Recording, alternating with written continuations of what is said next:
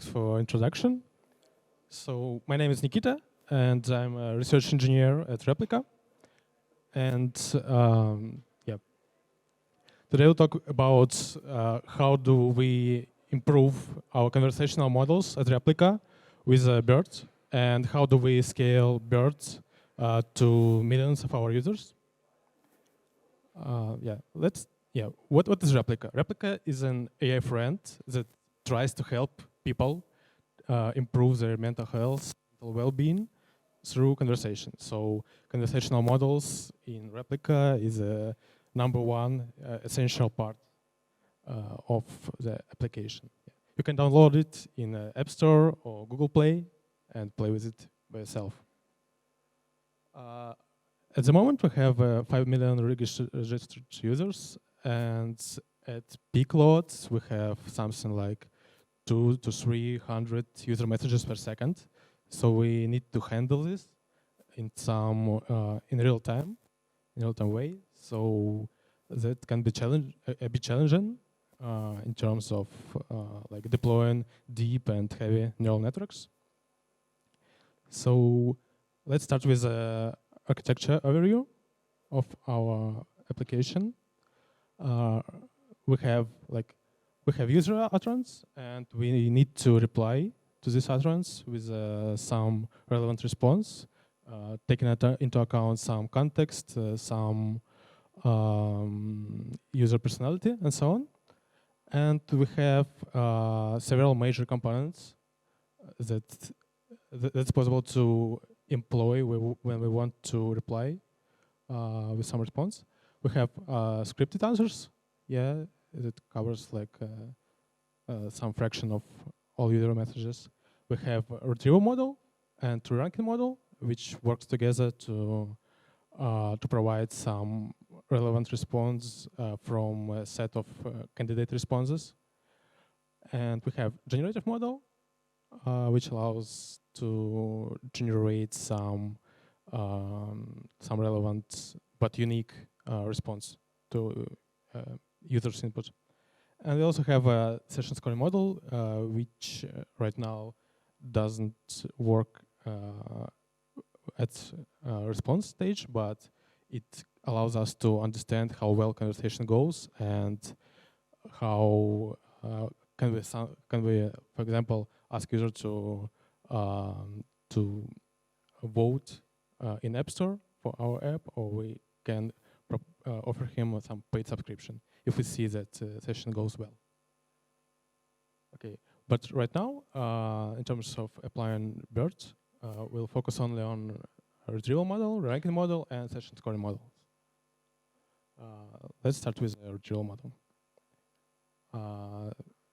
Retrieval model solves the task when we have a context, including some history of the dialogue, and we want to obtain some best 5 or 10 responses to this context, selected from many of response candidates that we have. Right now we have 100,000 dataset with response candidates. So we need to get these responses pretty fast to reply in real time. Yeah. So our baseline model was based on bill stems with self-attention. It's a quite advanced QA LSTM model, and it has like separate context encoder and separate response encoder, which allows it to pre-compute response candidates at offline stage and quickly search through them in real time. Yeah. This model is trained with triplet loss, so we can maximize similarity between of context and positive response for this context, and minimize similarity between context and negative response, which is not appropriate for this context. Yeah. So how can we improve this model with birch? We can replace this context encoder and response encoder with two separate BERT models. We can take some pre-trained BERT model and fine-tune it in this setup. We can fine-tune it with a triplet loss on our final task, on our retrieval task. So we do BERT pre-training only once for all of our tasks. So the approach is quite simple. We downloaded a pre-trained model from Google. We collected a lot of our user messages. Then we adjusted some parameters of BERT to match our case. We reduced some number, reduced maximum sequence length, and then we just initializing from this Google pre-trained model and continue pre-training on our own data set, our own user messages, without next sentence prediction task, only for language modeling task, for approximately 1 week. And as a result, we have a pretty good model which suits most of our tasks pretty well, and works better than. Yep. Yeah. We pre-train on a masking language modeling task. Yeah, right here. Without next sentence prediction, because our user messages are not they're not. There is no next sentence or previous sentence. They're independent. Yeah. So when we have BERT pre-trained model in this way, we can train retrieval model. We can fine-tune it to our retrieval task. But unfortunately, for retrieval problem, we failed. We wasn't able to overcome baseline model, nor in terms of quality, not in terms of performance or something else, because BERT is a pretty huge model, and in its basic configuration, it has more parameters than our baseline model, and it's slower than our baseline model. It consumes more memory, but unfortunately, we wasn't able to achieve our baseline quality metrics like mean average precision or recall at 5 rank metrics. Yeah, it was lower, but we still have 2 more models to experiment with. The next model is a re-ranking model. This model works as a stage after retrieval model, and it has top 5 responses from a previous stage from retrieval model, and it should find the top 1 response with the highest probability of user support, with the high probability of the fact that user will like it in compare with the 4 other responses. So as we don't need to retrieve the best response from 100,000 candidates, but only we need to find it only in 5 best responses, we can employ a much more sophisticated model, and which can be computationally extensive. Yeah. To train this model, we have a data set consists of dialog context and replica responses with a label what was the user reaction to these replica responses? Was it liked by user or wasn't disliked by user? Yeah, we had 15 million samples in this dataset, and we train it first. We trained a baseline model, which was simply several fully connected layers atop of outputs of context encoder and response encoder. And we train it to predict will this response will be liked or disliked. And then we decided to we already had this model in our production, but we decided to try BERT on this problem. And we simply took a default BERT configuration. We slightly modified to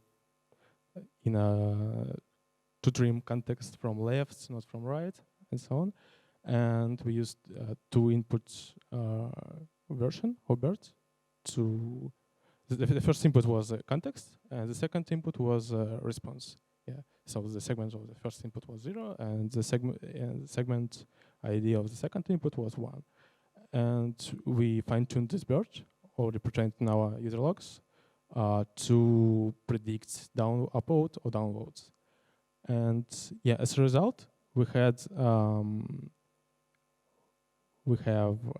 increased accuracy on our offline metrics. We have increased upvotes ratio in our online experiment on real users.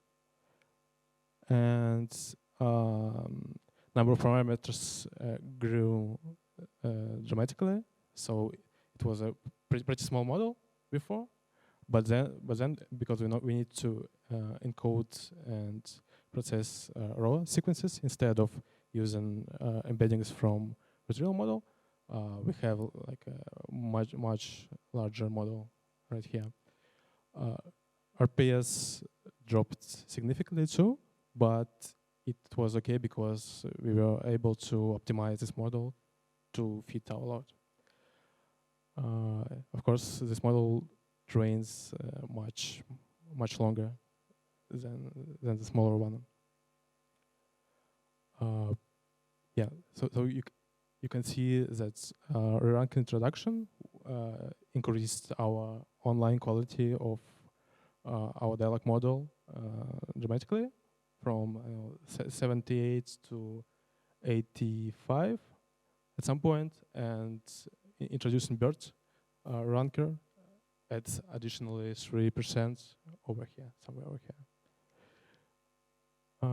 Yeah, that was our first success, and then we tried to reproduce this success in a session scoring model to understand how well session goes. Right now, we don't have any response. We only have a session context. It consists of can consist of 10 utterances or 20 utterances, and we simply concatenate this context into a single sequence, pass it into BERT, and fine-tune it on a session feedback prediction problem. Yeah, session feedback prediction is a task when we want to when we have feedbacks about how well session was, and we have a positive feedback, negative feedback, and neutral feedback. And we want to we used this as a train set to predict these labels later. So yeah, we didn't have any baseline here, so we just evaluated BERT model over here.